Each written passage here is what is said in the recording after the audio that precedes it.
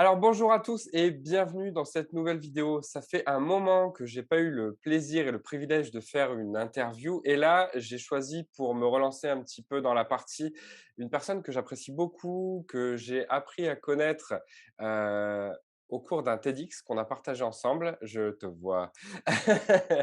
Et en fait, je le suivais déjà un peu sur les réseaux sociaux et je l'ai connu en réel sur un TEDx et je dois avouer que ça a été une rencontre coup de cœur. Donc, c'est un monsieur que j'avais à cœur de vous présenter. Sans plus attendre, je vous présente donc monsieur Richard Espinas. Bonjour Richard. Eh bien, bonjour.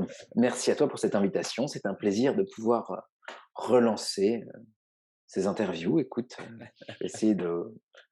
Je te laisse guide et puis moi, je parlerai, j'essaierai voilà, de me Voilà. tagueliser un petit peu de Ah, temps en il temps. faut prévenir les gens que si normalement, on va beaucoup rire. C'est ce qu'il faut. Pour ceux qui ne te connaissent pas, il faut qu'ils sachent qu'on devrait beaucoup rire quand même. Ouais. Je préfère rire que mourir ou souffrir. En fait, je préfère juste le suffixe rire. C'est C'est très bien. bien, ça me Hein? va. C'est bien ça. Ça me va très bien.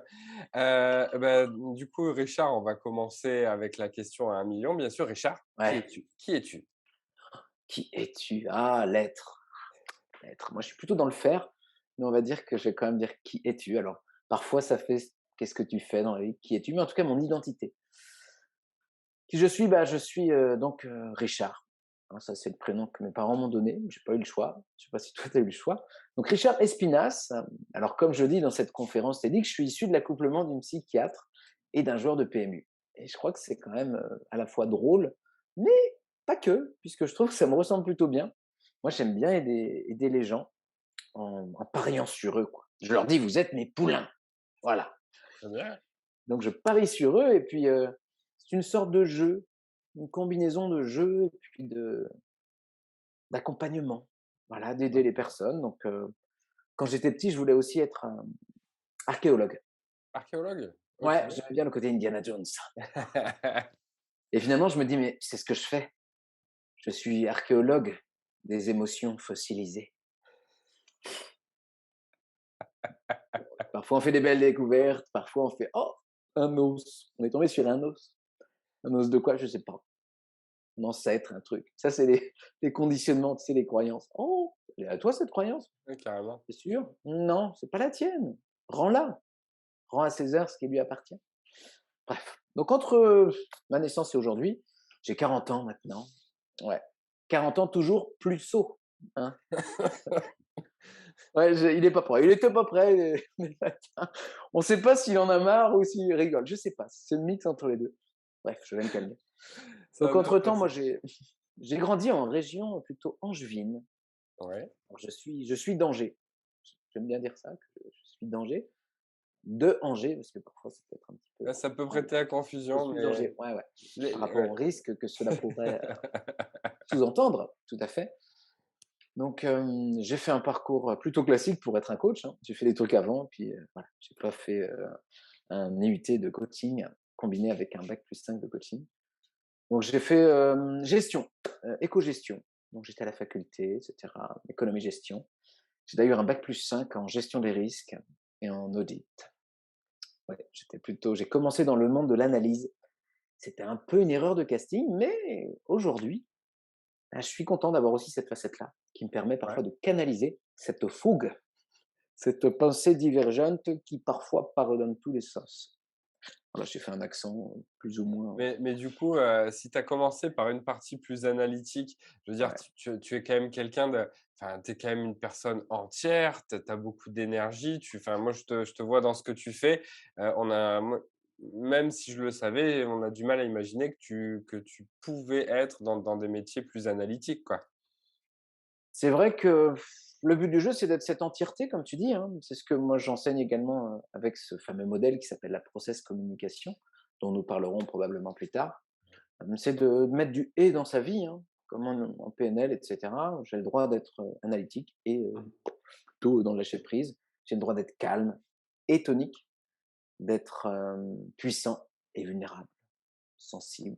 Donc c'est vrai que c'est mettre du «et» finalement dans la vie, hein, Ouais, et j'aime bien souvent, l'idée. ben, on a des personnalités plutôt innées, donc des gens qui seraient plutôt introvertis, Mmh. Moi d'ailleurs, je suis plutôt introverti de base. Je l'ai dit d'ailleurs sur un les gens ah bon? Mmh. Ouais, je le dis pas assez, mais c'est vrai que ça donne souvent une meilleure écoute, être plutôt introverti. Les gens qui sont trop extravertis dès le début, c'est: «Eh bah, dis donc!» et du Mmh. coup, c'est: moi, je suis confiant». Bah, ouais, ouais, mais en attendant, tu manques d'écoute et tu manques de synchronisation à ton auditoire, ce qui est quand même dommage. Mmh mh mh. Donc ouais, c'est ça, donc on reviendra là-dessus, mais mettre du «et» en tout cas.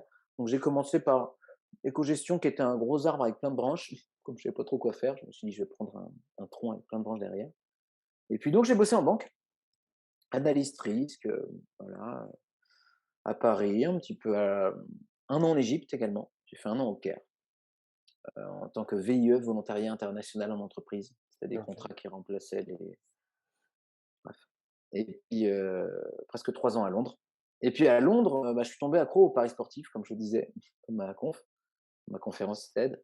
Donc à partir de là, je me suis dit: «Tiens, je vais travailler à la Française des Jeux». Donc j'ai travaillé à la Française des Jeux à partir de 2010 et puis, assez vite, bah, j'ai perdu mon meilleur ami fin 2010 et mon il avait 29 ans et puis mon père, 6 mois plus tard, 58 ans et là, ça a été mes déclencheurs de vie, je dirais.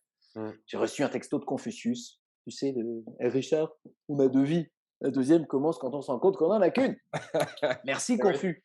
J'ai répondu: «Merci» et puis voilà, certaines personnes d'ailleurs que j'accompagne qui, eux aussi, sont tombés dans le monde du développement personnel.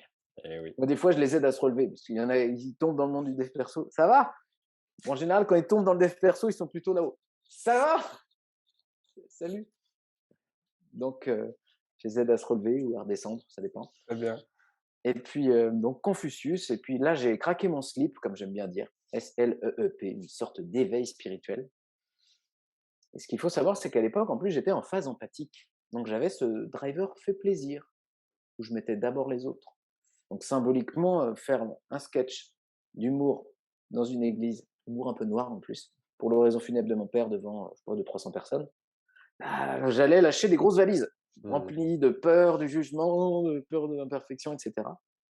Et j'ai fait un ancrage, comme on parle en hypnose, j'ai fait un super ancrage. Prise de parole égale on ouvre tout, on se sent en vie, on se détache du regard, on s'amuse. Donc voilà, j'ai fait un super ancrage avec ce truc-là.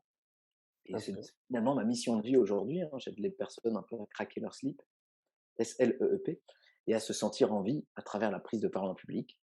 Et puis par effet miroir, par effet ricochet, bah, amoureux de soi-même, amoureux des autres, amoureux de la vie. Je crois que tout est lié, hein. On J'aime parle de bien ces que 3. J'aime Ouais. bien toutes ces métaphores que tu utilises parce que je trouve qu'elles sont très parlantes et j'imagine pour beaucoup. Donc ça doit vraiment aider, j'imagine, en termes déjà même d'outils, d'accompagnement, d'avoir des métaphores aussi claires. J'imagine que les gens que tu accompagnes, ça les guide justement, ça les aide à avancer? En effet, c'est vrai que toutes ces images, ces métaphores, ces anecdotes, bah, ça aide à plonger dans l'histoire et donc que la personne s'identifie. Tu dois bien le savoir également en prise de parole. C'est vrai que parfois donner trop d'infos, bah, trop Mmh. d'infos tue l'info, c'est comme les impôts, pareil. Ah, c'est vrai qu'on est des êtres, émotionnels, tu vois? Notre petite tête, est pas posée que sur un corps qui Bien et c'est sûr. vrai que c'est plus facile de s'identifier avec des histoires, des émotions. On sait que la les émotions aussi vont aller chercher la mémoire à long terme de l'auditoire. Donc en vrai, je le fais pas que pour dire: «Il faut» parce que les anecdotes, c'est que je suis, je pense, de nature plutôt intuitif, on pourrait Mmh. dire. Parce qu'il y en a qui sont plutôt dans le mental de manière innée peut-être, d'autres plutôt intuitifs. Moi, je suis plutôt dans ce côté intuitif, quoi. Donc par essence même, un peu plus dans le corps, OK. dans un peu plus, plus animal, je ne sais pas. Un peu moins Et raisonnable, Et si je du puis dire. coup, un peu moins raisonnable. Et du coup, on va rentrer du coup dans le cœur parce que les gens, ça doit sûrement les rendre plus curieux. Mmh mh. En quoi consiste exactement ton activité, en fait? Qu'est-ce que tu fais? Qu'est-ce que tu apportes aux gens? Alors pour poursuivre par rapport à tout à l'heure, donc Mmh. après cet événement d'il y a environ maintenant 11 ans, j'ai commencé le théâtre. Une fois que j'ai commencé le théâtre, je l'ai fait en amateur 2-3 ans. Après j'ai quitté mon job normal pour devenir comédien. Je suis Ouais. devenu intermittent du spectacle et fin 2015, j'ai fait mon premier one man show qui s'appelait d'ailleurs «L'effet mère doit perdurer». J'aimais bien déjà, j'étais accro aux jeux de mots à l'époque et puis à partir de là, j'ai mes voisins qui sont venus voir mon one man show, ils ont fait: «Ah, on a adoré, ça te dit de devenir formateur prise de parole en public?» Ouais, et c'est comme ça que j'ai commencé. J'ai été OK, repéré. J'ai été repéré. c'est Du bien. coup, j'ai dit: «Oui». J'ai dit: «Oui» parce que j'avais pris l'habitude de dire oui à ce que la vie me proposait. Donc j'ai dit: «Oui, bah, allons-y». Et assez vite, je me suis rendu compte que c'était plus un symptôme que le vrai problème, la prise de parole. Il y avait des tiens, et là, après, j'ai commencé à m'intéresser, dev perso, et cetera. J'ai eu un metteur en scène sur mon 2e one man show qui me dit: «Tu te vois où dans 10 ans?» Et j'ai dit: «Conférencier». Mmh. Merde. Du coup, bah, c'était plus one man show. Donc j'ai faire rire pour faire rire ne m'intéressait plus. Par Ouais. contre, se servir du rire pour transmettre, là, c'est de transmettre devenait finalement mon dans ma hiérarchie des valeurs, je dirais, était devenue plus importante que de faire rire. Donc je ne fais pas toujours rire, que pour faire rire. Des fois, je me calme d'ailleurs, pas faire trop rire. Je me dis: «Non, là, on n'a pas le temps, c'est bien». Chut, je me parle comme ça, tout va bien. Avec douceur, Donc toujours, c'est ouais, important. voilà, c'est ça, c'est ce langage interne, hein. En général, on a l'écho de toutes les on va dire certains conditionnements, certaines injonctions de l'enfance. Mmh mh. Donc le: «Oh, «Tu nul, merde, t'es con». Ces Mmh. petites phrases-là, c'est des échos du passé et finalement, c'est quand même nous qui sommes responsables de cette petite voix. Le but étant d'aller chercher l'autre voix qui dit: «Hé, normal, tu es en train d'apprendre, tout va bien, tous les jours, de plus en plus. Je m'aime et je m'accepte complètement». C'est Donc voilà, à bien. partir de là, une petite formation de coach en 2018 Ouais. à l'Institut des neurosciences appliquées de David Lefrançois et puis dans mon cycle, il y avait la personne pour la prise de parole en public qui était pas disponible ce jour-là et j'ai dit: «Bah, moi, je peux le faire». Donc j'ai fait une journée sur la prise de parole avec mes chers camarades de la promotion 47. Si vous me regardez, je vous embrasse. Et depuis ce jour-là, donc c'était en octobre 2018 que j'ai été certifié, bah, je fais une journée, donc à l'école, de coaching de David Lefrançois, sur la prise de parole en public. OK. Ouais. Et là, ils étaient encore plus de 50 la semaine dernière, donc 50 personnes en une journée. Ah, c'est bon ça. Ouais! Puis moi, j'aime bien les challenges, alors l'autre fois, un jour, on m'a dit: «Tu auras pas le temps de tous les faire passer». Et j'aurais dit: «Merci».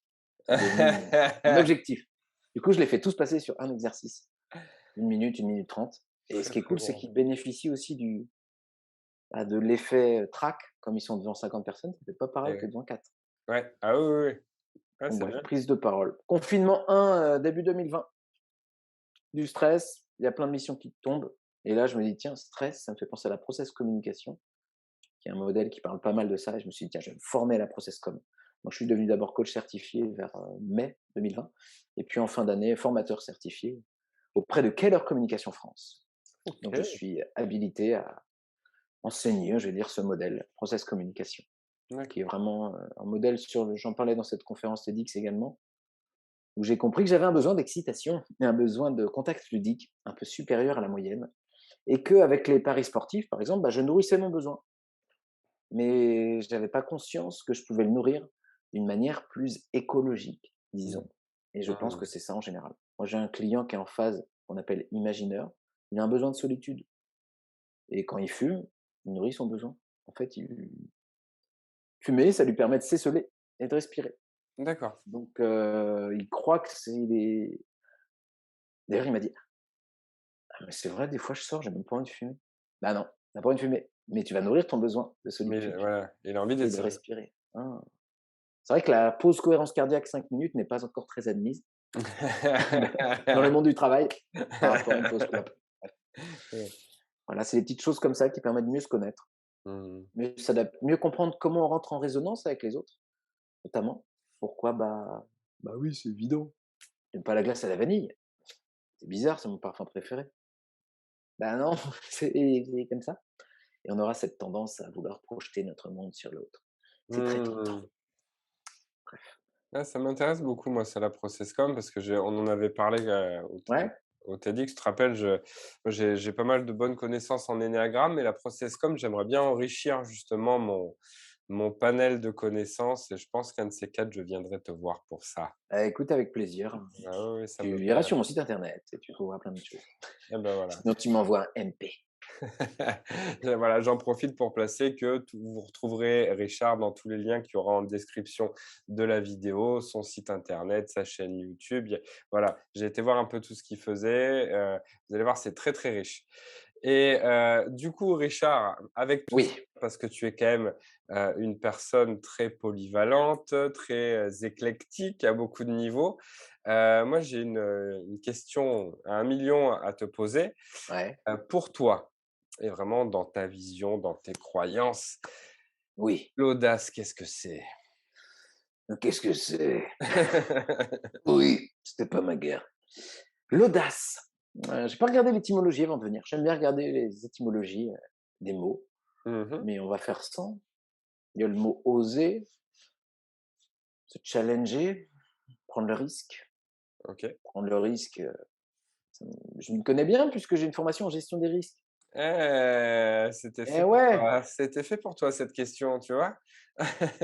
Et parfois, il y a le risque de passer à côté de sa vie. Eh Ah, ouais, tout ça. Ouais, ça, c'est un gros risque. Parfois, notre système nerveux veut nous faire survivre, va nous laisser dans une zone de confort pas confortable. C'est tout le mmh. paradoxe de cette chose-là. Et c'est vrai que ce risque-là, bah, le risque, c'est un peu la vie. Le stress, d'ailleurs, on en parle en process com. Des fois, on me dit: «Je veux pas de stress». «Ah bon, tu veux mourir?» «Non». Bah ouais, le stress est inhérent à la vie, qu'on le veuille ou non. Mmh. C'est l'adaptation de l'individu à son environnement, cette réaction-là. Donc, soit la formule magique du stress, d'ailleurs, messieurs, dames, je vous la partage aujourd'hui. Stress égale ressources perçues moins les contraintes perçues. Vous avez bien vu que c'est la perception. Si les ressources perçues sont supérieures aux contraintes perçues, nous sommes en stress positif, qu'on appelle eustress en anglais. Et lorsque les contraintes perçues sont supérieures aux ressources perçues, nous sommes en distress, en stress négatif. Et souvent, on a l'impression que la vie, moi, je suis trop nul, et la vie, c'est très grave. Et c'est pour ça qu'on a mal au ventre et qu'on est en distress toute la journée. Le but du jeu étant de muscler sa conscience de soi, sa confiance en soi, pour se dire, bah, j'ai quand même pas mal de ressources, j'ai quand même accompli ça et ça et ça dans ma vie. Certes, ce qui arrive est stressant, mais il n'y a pas de raison si je me prépare bien. Donc la prise de parole est souvent une bonne analogie pour cette situation stressante, C'est vrai. puisqu'on se dit: «Oh là là, je suis pas expert mondial du sujet». Non, c'est vrai. En face de toi, ce sont des débutants. Donc même si tu as voilà, même si tu en connais 30 et que le meilleur du monde en connaît 100, bah, ton public en connaît 3. Donc en fait, tu es déjà l'expert. Pour eux, tu es l'expert mondial déjà. Donc ah, comme ça, j'ai moins le syndrome de l'imposteur. Ouais, c'est ça. Pour travailler l'imposture, bah, tu fais le contraire. Tu travailles ta posture, déjà. Ouais, c'est la posture, ce serait quoi? Ce serait le ethos de Aristote, peut-être, je sais pas, une espèce de ce qu'on dégage, et cetera. Crédibilité, donc bien se préparer. Donc la prise de parole, finalement, la vie est une grande prise de parole en public, où on a un objectif, on a qui on est, nous, par rapport aux autres. Et ma philosophie, en tout cas, de la prise de parole, qui est probablement la tienne d'ailleurs aussi, c'est que c'est plutôt un sport d'amour qu'un sport de combat. Oui, Et que parfois, dans la rhétorique et les avocats, il y a même un bouquin qui est là-dessus, la prise de parole est un sport de combat. C'est pas la même chose. La posture est différente. Donc bref, moi je fais de l'amour. Je fais l'amour au public. Toi aussi. oui. Fais l'amour à la Oui. caméra, au Donc public. l'audace, ouais, c'est un mélange de se sentir en vie. Donc il résonne beaucoup avec cet étage qu'on appelle promoteur en process communication. D'accord. C'est un étage représenté par la couleur rouge, qui est plutôt assez yang comme énergie, on va dire. Donc cette prise de risque. Alors nous ne sommes pas tous égaux devant la prise de risque. Pour certains, le risque va les recharger en énergie. Pour d'autres, D'accord, ça va leur coûter plus cher. d'accord. Donc c'est pour ça que, disons que comme je suis en process communication en base promoteur, je dirais que je je suis né pour prendre des risques. OK. Je suis né pour prendre des risques. On est tous nés pour, mais, c'est ouais, c'est vraiment, prendre un risque, moi je kiffe. Ça me je fais: «Oh là là!» Prendre trop de risques, c'est le danger. Quand on a cette énergie promoteur, c'est de prendre trop de risques et avoir avec cette question existentielle: «Suis-je vivant?» Il y a malheureusement des gens qui se tuent avec cette question. Ah, donc attention à la prise de risque si vous avez beaucoup les challenges. «Ouais, j'adore le feu, l'audace». Eh ben, «Tu es invincible!» Ouais, ben, regarde à gauche et à droite avant de traverser quand même. On sait jamais. Tu vois? L'excès de confiance finalement, l'excès de moi j'aime tout est possible, j'aime bien dire beaucoup plus que ce qu'on croit est possible. Tout, je ne sais pas. Après on va définir philosophiquement qu'est-ce que tout, mais tout est possible, je sais pas. En tout cas, je sais que pour, comme disait Confucius: pour déplacer des montagnes, on commence par les petites pierres aussi. Parfois, dans le monde du dev perso, il y a ce côté: «Ouais, dans un an, loi de l'attraction, Mmh. 300 000 € dans un an, je suis trop fort, j'ai tout déchiré». Mais on surestime ce qu'on peut faire en un an, on sous-estime ce qu'on peut faire en 10 ans aussi. C'est pour ça que le dev perso, c'est un mélange de on peut changer vite, mais il y a beaucoup de changements profonds qui se feront avec le temps aussi, C'est donc ça. voilà. Donc l'audace, la combiner avec une relative patience. Donc voilà, en tout cas, moi, dans ma perception du monde, l'audace, il y a la prise de risque et je dirais que comme tout, tout est question de curseur. Attention à votre prise de risque. C'est comme un objectif, s'il est trop ambitieux, en trop peu de temps, bah, ça peut être trop stressant et Mmh. c'est dommage. C'est comme ça qu'on fait des burn-out, des machins et qu'on Mmh. tire un peu trop sur l'élastique, quoi. Donc J'aime beaucoup la définition. Elle est très mesurée, ta définition, je trouve, de l'audace. Très, très intéressant. ouais, j'ai l'impression que l'audace, si on veut durer, c'est bien d'avoir une audace plutôt écologique. Mmh. Si on OK. veut, voilà. C'est Alors, je ne sais pas si tu seras d'accord, moi, comme je le dis souvent en conférence en entreprise, quand j'en arrive justement sur le passage où on parle vraiment de l'audace et de ce que l'on pense que c'est et ce que c'est réellement, moi, je mmh dis souvent pour, simplifier, tu sais que le but, c'est aussi de simplifier le message, je dis que l'audace, c'est une prise de risque. Oui, c'est vrai, on sort de sa zone de confort, tout ça, mais une prise de risque mesurée et réfléchie. Parce que malheureusement, l'audace aujourd'hui est encore bien trop souvent assimilée à être une tête brûlée et une tête brûlée, on sait justement que c'est quelqu'un qui, minimise la partie réflexion et qui est plus dans l'action et qui prend donc un risque beaucoup plus démesuré justement. Alors qu'en tout cas, selon moi, l'audace, ce n'est pas ça. Je ne sais pas ce que tu en penses? Tout à fait, c'est vrai que cette mesure-là, pendant que tu parlais, j'ai une idée aussi sur les valeurs, sur alors qu'est-ce que c'est les valeurs, hein? Parfois, on croit que c'est nos valeurs, mais c'est un petit peu des conditionnements. C'est un peu de «il faut, je dois». Des fois, Ouais. on croit que ça nous appartient, mais moi, je suis plus dans les besoins d'ailleurs. Je préfère le terme «besoin» qui est pour moi beaucoup plus, valeur. J'aime bien dire Ali Baba et les 40 valeurs. En fait, ça bouge, c'est des croyances, c'est les valeurs, ça peut vraiment bouger. Puis des fois, il y a des mots fourre-tout, des mots valises, Mmh. dans les valeurs. Par exemple, respect. Respect respect des uns commence là où s'arrêtent ceux des autres. C'est ça les mots, ce qu'on appelle les nominalisations en PNL, c'est ça, hein, c'est tu mets un Mmh. mot, puis tu demandes à 10 personnes: «C'est quoi la définition?» En Mmh. général, il y a 10 définitions différentes. Ouais, c'est sûr. C'est pour ça que les valeurs communes, il faut faire gaffe avec ces gros mots-là. Mmh, c'est clair. Respect, engagement, liberté. Ouais, C'est propre à chacun. ouais. Le but, c'est de trouver, disons notre objectif à nous Mmh, et mmh mh. parfois des si des personnes sont bloquées à mon avis dans leurs objectifs, c'est que je pense pas que ce soit déjà le bon objectif. C'est Mmh. peut-être même pas un objectif qui leur appartient. C'est comme, je veux faire, l'Olympia. OK. Alors, tu as fait l'Olympia? Ouais? Ah, ça va toujours pas. Merde, c'était pas ton objectif. Et oui. Tu as voulu mettre un pansement sur une blessure émotionnelle en me disant que, ça allait remplir le truc, mais non, on va chercher à l'extérieur ce qui manque à l'intérieur. C'est le Souvent, problème. c'est souvent le cas et est-ce que qu'est-ce que tu as fait toi de plus audacieux finalement? Parce que c'est maintenant c'est indéniable, j'allais poser une question, est-ce que tu es audacieux? Mais tu nous l'as révélé. Qu'est-ce que tu aurais fait toi de plus audacieux dans ta vie? Le one man show, je trouve que c'est quand même plutôt audacieux parce que tu es seul, tu as ton texte, face à tout le monde, tu dois faire rire. D'accord, eh oui. Donc c'est vraiment quelque chose où tu es responsable. Tu peux pas dire, bon, tu peux dire, «Public de merde». Mmh. Non, c'est dur. Voilà, tu es responsable. Ouais, Ce qui est difficile d'ailleurs, cette responsabilité, quand on a beaucoup de cette énergie, qu'on appelle rebelle ou énergiseur en process com. La problématique, c'est d'être responsable. Donc il y aurait tendance à blâmer. «Il était nul ce public». Donc on ouais. est responsable, c'est audacieux, c'est difficile. Je pense que c'était pas mon vrai objectif, donc moi, c'est venu sur le chemin. Des fois, on me dit: Mmh. «Ah, tu as abandonné le one man show?» Non, tout est lié, tout est sur le chemin, rien n'est en travers du chemin. Moi, j'aime bien dire quand on me dit que j'ai encore changé, je sais pas, non, pour moi, tout est cohérent. Je J'aime bien, moi, mettre des liens justement entre plein de choses et que finalement tout est cohérent. Donc ouais, je crois que là, j'ai récemment, déménagé de Paris, Ouais. donc j'ai, racheté une maison avec un gîte juste à côté du Puy du Fou. Bref, et vous aurez le lien, il vous l'enverra. Ça s'appelle Le Petit Goulet, bref. Et donc là, j'ai dû remettre ma casquette de banquier, faire des montages financiers, des bilans prévisionnels, des machins, des trucs. Donc je suis reparti, donc là, ça demandait quand même une dose de courage. Je pense qu'il y a du courage aussi dans de l'audace. Mmh. Il y a une s Et j'aime bien mettre du cœur à l'ouvrage aussi. Je trouve que c'est joli, mettre du cœur à l'ouvrage.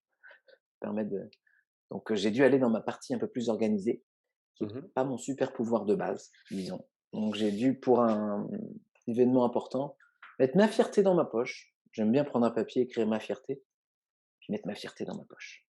Et donc aller sur des choses un peu plus structurées et un peu moins fun et un peu moins donc le risque mesuré, on est vraiment en plein dedans, hein, sur de ce genre de projet immobilier. Bah, c'est que le banquier, tu as beau lui dire: «Ah, je vais tout déchirer, je suis le meilleur, putain, je suis trop fort». Et en général, il va dire: «Peut-être, auriez-vous des chiffres?» Ah ouais, parce qu'en attendant, au bout du compte, on se rend compte. Mmh. On est toujours, tout seul au monde. Ah, tout à fait! Et est-ce que tu as en prévisionnel, quelque chose d'audacieux que tu comptes entreprendre prochainement, du coup? Tout à fait! Je vais franchir un cap en termes d'événements et cetera, donc C'est encore un j'ai beaucoup d'idées. Ouais, je pense faire un peut-être un week-end, je vais louer un gros théâtre, enfin relativement gros, 300-400 personnes et puis cool. je vais amener mes donc j'accompagne également des coachs et thérapeutes, à faire leur première conférence Ouais, sur c'est scène. bon ça. Alors je dis: «C'est la conf de ta vie» parce que c'est pas vraiment une conférence, c'est une conf. Ouais, Confidence, con confiance, conférence, confiture. Tu mets ce que tu veux dedans, c'est de la conf. Moi, j'aime bien le mot conf. très bien. Donc c'est pas du stand-up, c'est pas de la conférence, c'est un espèce de mix, entre les 2. Il y OK. a du il y a de l'histoire, notre déclencheur de vie, donc j'aime beaucoup ça. Donc je compte faire un truc encore plus gros et là, par contre, je vais mettre au moins 9 mois ou 1 an à le monter Ouais, sur 2 jours, ouais. Donc ça aura un nom un petit peu, audacieux, un OK. nom un peu badass. Ah ça j'aime Ça bien. rime avec audace. Ça j'aime bien. Voilà. Badass. Alors des fois on me dit: «Ça veut dire quoi badass? Mauvais cul?» Oui, c'est à peu près ça. Disons que à la base, c'était un peu rebelle, un peu je fais pas comme les autres, un peu, libre. Et puis, tu vois, c'est l'image de celui qui il y a un truc qui explose derrière et il bouge pas là. C'est dans les films américains. Ça C'est j'aime un bien. peu ça badass. Si vous tapez badass sur Google Images, il y aura ça qui va ressortir. Il y a Moi un côté, un bien peu l'idée, ouais. ouais, donc peut-être un sommet du coach badass, je sais pas. Des coachs badass parce que j'ai besoin de faire une communauté. Moi, mon Ouais, super ouais. pouvoir, c'est d'être très fort et très seul, très indépendant. Donc là, Mmh. mes prochains challenges, justement, vont être de m'ouvrir. Donc en fait, je dirais que l'audace des uns commence là où s'arrête celle des autres. OK, Et ouais, OK, super. moi, mon audace, c'est de m'ouvrir aux autres et de faire des choses en coopération. Alors que d'autres personnes, leur challenge, ça va être de construire seul. Parce que j'aime pas être seul. Moi, c'est comme ça que j'arrive mieux. Donc, seul, on va plus vite, ensemble, on va plus loin. Mmh mh. Probablement, probablement pas faux. Il y en a qui commencent, il y en a qui disent ça: «Seul, on va plus vite, ensemble, on va plus loin» et ils commencent ensemble. Tu dit: «Allez pas, d'abord seul, tu commences plus loin, mais sans être allé plus vite?» Pourquoi pas? Le problème des coopérations, c'est Ouais, que c'est factuel, hein, il y a plus de jeux psychologiques, plus de potentialité de mécommunication, de pas se comprendre, de pas poser le cadre c'est et ça. qu'au bout de quelques mois: «Bah, dis donc, je t'étais engagé à ça». «Ouais, mais tu m'avais pas dit que ça, parce qu'en fait, pour ça». Surtout quand on est entre amis, entre des gens très bienveillants, bah, parfois si ça manque de cadre et c'est moi qui dis ça, oui, messieurs, dames, moi qui suis à quête de liberté permanente. Oui, le cadre. Trouver la liberté dans la contrainte. Alors là, c'est la C'est base, c'est d'ailleurs le travail du théâtre. c'est une J'apprends parfois conversation à que j'ai mon eue avec mon beau-fils, ça j'aime bien. eh ouais, Il voit le c'est cadre comme des contraintes, mais je lui expliquais qu'il y avait de la liberté et de la flexibilité dans le cadre, mais à lui de la trouver. ouais, tu pourrais lui parler du théâtre. Par exemple, tu apprends ton texte par cœur, bah, plus Ouais, tu le connais par cœur, ouais, plus tu le connais de manière inconsciente, inconsciemment compétent, plus tu seras libre de l'interpréter. c'est ça. Tu peux aussi lui dire qu'un cadre, c'est pas qu'en 2D, c'est que tu peux trouver une 3D à l'intérieur. Ah Sinon, oui, un cadre en 2D, moi, je le prends et je le pète, hein, bah oui. direct. Peut-être, voilà, et peut-être qu'il a une énergie rebelle. Voilà, c'est, je m'oppose à ce qu'on m'impose. par principe, bordel. Est-ce que tu connais le principe du Fast and Curious? Ouais, Eh ben, si tu es d'accord, j'aimerais qu'on termine cette interview là-dessus. Qu'est-ce que tu en vas-y, penses? Fast and Curious. Est-ce que tu es prêt? Mmh, yes, vas-y, je ferme Allez, les yeux. allez, c'est parti, on lance. Alors, Richard, tu fonces ou tu réfléchis? Je réfléchis. OK. Plutôt bière et match de foot ou rando à vélo? Bien match de foot. OK. DC Comics ou Marvel? Marvel. Audacieux ou tête brûlée? Audacieux. Conférence ou coaching?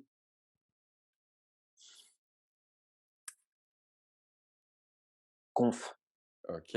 Van Damme ou Jackie Chan? OK, c'est Jean-Claude, je suis aware. Moi, je suis même l'étape du dessus, mec. C'est les boîtes dans les boîtes. Je suis top aware. On est bon. Entrecôte frites ou salade de chèvre?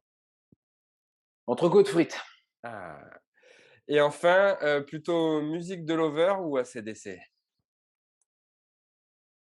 Darling, faisons l'amour ce soir.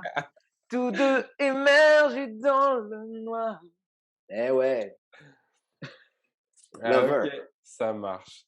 Et Richard, est-ce que tu aurais donc un mot de la fin, un message pour les gens? Est-ce que d'après toi, peut-être les gens manquent d'audace aujourd'hui? Qu'est-ce qu'il faut pour qu'ils soient audacieux? Bref, tu te lâches, vas-y, envoie ton message. Je leur dirais que l'audace est un muscle et qu'en fonction de voilà, d'où vous en êtes, ça peut être très beau aussi d'avoir un petit muscle de l'audace et d'y aller au fur et à mesure. Et le risque serait de se comparer à d'autres personnes qui auraient des gros, gros muscles comme ça et Mmh. qu'on leur dirait: «Mais toi, comment il ah, tu vu le gars qui a le gros muscle, il porte des trucs de 26 kilos. Ah bah, je vais porter un truc de 26 kilos. Eh ben non, parce que Mmh. celui qui a le gros muscle de 26 kilos en général, il est passé par 6, 8, 10, 12, 14, 16, 18, 20 Eh oui, c'est vrai. et brûler les étapes serait le risque justement, brûler, être brûlé. Ah. Donc et puis, allez chercher l'opposé de vos super pouvoirs, vous verrez, vous serez encore plus complet et ça, c'est audacieux. Super. Voilà ce que je pourrais vous dire. Plein de belles choses. Eh beh, écoute, merci pour ton partage, Richard. Avec plaisir. À bientôt Mathieu. À bientôt. Merci à tous d'avoir participé à cette interview. Pensez bien sûr à vous abonner à la chaîne juste en dessous et on se retrouve dans 15 jours pour la prochaine vidéo. À bientôt. Salut. Ce sera sans moi, hein, mais à bientôt quand même.